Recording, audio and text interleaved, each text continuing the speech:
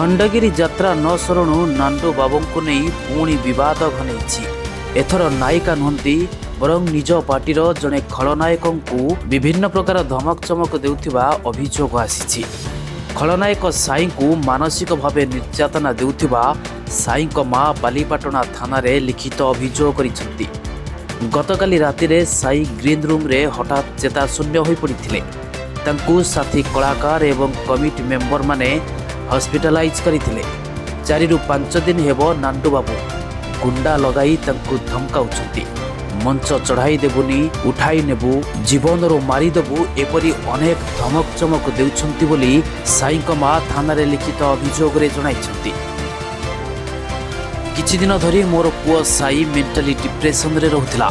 से घरे कोनोसी जिनिस जणाउ नथिला। आज सबु खबर पदा को आसीछि बोली मां मीडिया रे बयान रखिछंती। तुलसी गणनाट्य भिलियन जे करछि साई ताकर मामू पद्मिनी दास बालीपाटना थाना रे जेहेतु आमर घर मु बालीपाटना आस्थली आज एफआईआर करिया पई। कारण आमर तुलसी गणनाट्यर मालिक जे अछंती नांडू बाबू से आज को 5-6 दिन हबो जेबेठू पड़िलानी यात्रापाटी आमर खंडगिरी सेठी किछि गुंडा श्रेणी लोक मानू आनिकी पुओ को सब बेले हारास करूचंती।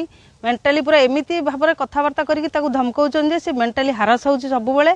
ए कथा तो सी हमको केबे कहू नथिला डरिकी, किंतु काली ताकू एते जोर कथा कहिकी से गुंडा मानक द्वारा धमक देइचन जे सी काली पूरा फैट हो जाइछि। ताकू किछि आर्टिस्ट आ पब्लिक लोक नेकी ताकू हॉस्पिटलाइज करथिले एवं आम पाखु भी से खबर देना जे आम पिलार एते अवस्था हो गलानी, किंतु आम पाखु भी खबर देना।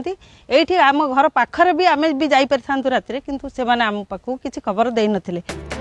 तेबे घटना केते दूर सत्य एवं काहींकी साई को एभली हैरान करूछंती नांडू बाबू, पुलिस केस आगो को बढ़िले जना पड़िबो। Bureau report, TNK live.